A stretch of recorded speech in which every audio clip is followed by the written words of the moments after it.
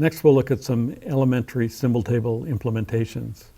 These are so simple that we won't go into much detail, but still it's worthwhile to take a look at them to set the stage for the more advanced implementations we'll consider next. Well, one thing we could do is maintain a linked list. We could keep it in order or keep it unordered. This version keeps it unordered.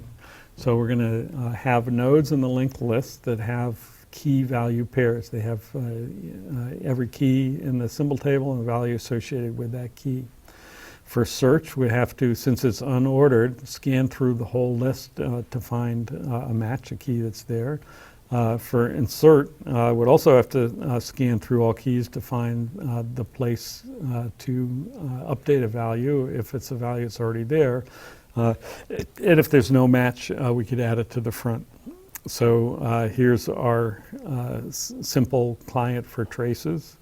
So if we associate S with 0, we just add it. That's our one node linked list that's got that information. Associate E with 1, that's not there, so we just add it to the beginning of the list. A with 2, R with 3, C with 4, H with 5, and so forth. So now when we associate E with 6, we have to search through the list to see if there's an E. And in this case there is, and then we just update that value. That's the associative array abstraction. It's possible to implement symbol tables that allow multiple values with the same key and so forth, and that leads to different types of clients, different types of implementations.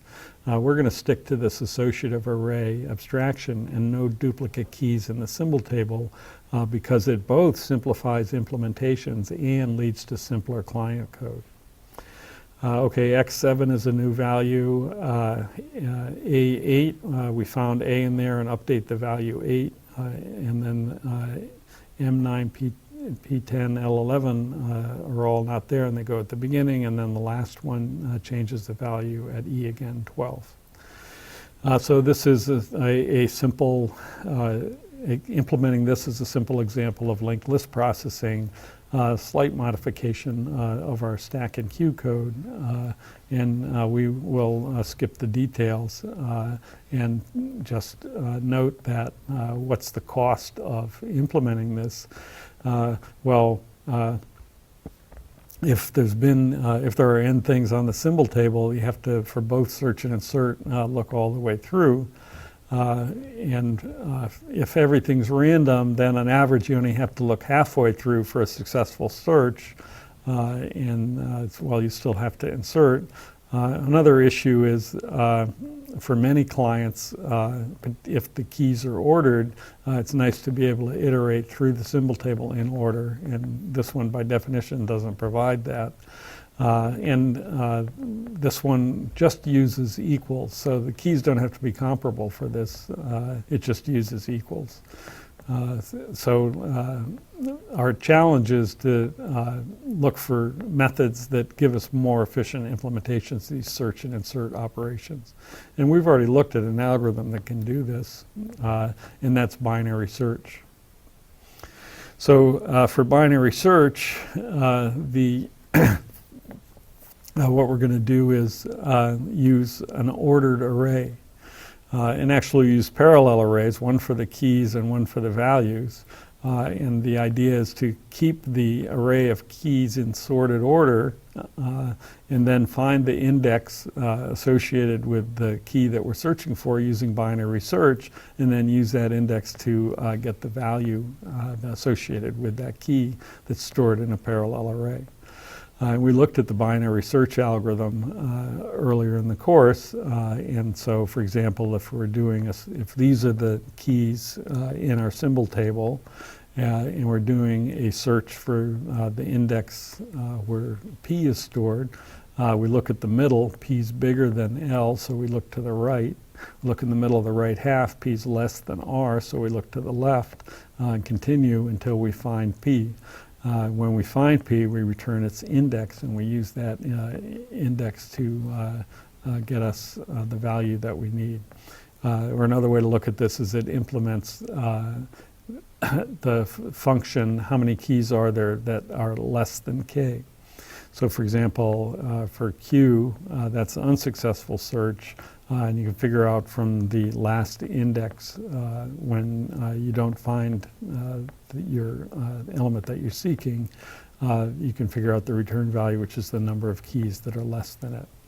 So that's a trace of implementing binary search to find the rank of a key in an ordered array. And again, for successful, you can use that rank to return the value. And for if it's unsuccessful, you can use that rank to figure out where to insert the new key.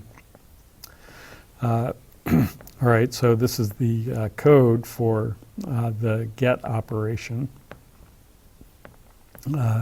in this rank, which is binary search. This is precisely the binary search code that we looked at before. So let's look at the get. If the whole table is empty, we return null. Otherwise, we call rank, and that gives us the number of keys less than the current key. And so that is where we look to check to see if that key's there. If it's there, then we return the value with the same index in the parallel array. If it's not there, then we return null, saying the key's not there. Now, the problem with binary search is, well, not necessarily the problem, but the situation is that when it's time to insert a new element, we have to move everything larger over one position, just like in insertion sort. So if the table has A, E, R, and S, and we have to insert the value C, then we have to move the E, R, and S over one position to put the C, and then put the value associated with C. You have to do the same thing in the vals array, move all the values associated with those keys over one position, and put the associated value in. So this is a trace of what would happen for our trace. And again, every insertion involves making a new position by moving all the larger keys over one position. Do the same thing in the vals array. And if it's changing the value associated with a key that's already there, then it's just a matter of finding where the key is and changing the value at that index. So those from that trace, it's pretty easy to see what's involved for the code, and we'll skip that code and just take a look at the comparison between this elementary implementation for symbol tables with the sequential search in an unordered list. So one thing is we're using a different key interface. We're taking advantage of the fact that the keys are comparable to give us an efficient search.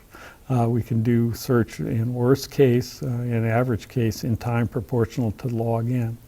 That's what binary search provides for us. And this is a fine data structure for symbol tables where there's that are relatively static, where the values don't change much, and most of the operations are search. It's hard to beat binary search. On the other hand, in a dynamic situation where there are a lot of inserts, this method is going to be problematic because the cost of insert is linear. It's proportional to n over 2. If you have a huge number of operations and every one of them is proportional to the symbol table size, then you're just not going to be able to support huge numbers of keys. What we want is efficient implementations of both search and insert. Those are elementary implementations. Next we'll look at more advanced ones.